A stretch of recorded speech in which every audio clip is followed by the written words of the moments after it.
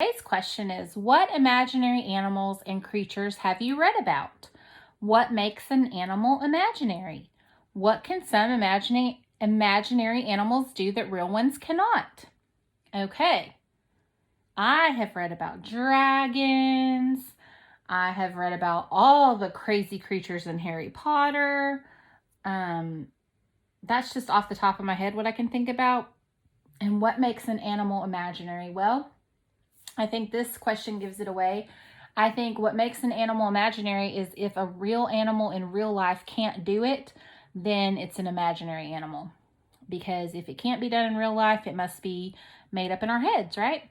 And then the question says, what can some imaginary animals do that real ones cannot? Breathe fire if you're a dragon. Okay, I don't know any real animal that breathes fire. Maybe you can correct me.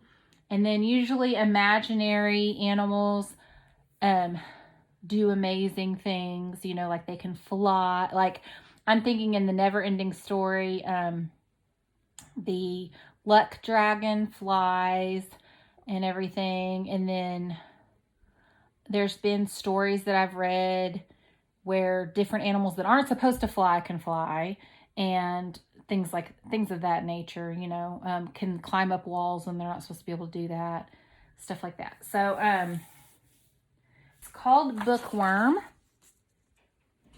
Okay, a bookworm of curious breed took a bite out of a book out of greed. When he found it was tasty, he said, "I've been hasty. I think I shall learn how to read." Okay, so I think a bookworm is an imaginary animal, right? So this is a special kind of poem called a limerick because it has 5 lines that follow a special rhythm and rhyme pattern. So usually limericks have silly subjects, and let's read it again, okay, so that we can feel the rhyming pattern. A bookworm of curious breed took a bite out of a book out of greed. When he found it was tasty, he said, "I've been hasty. I think I shall learn how to read." I like limericks.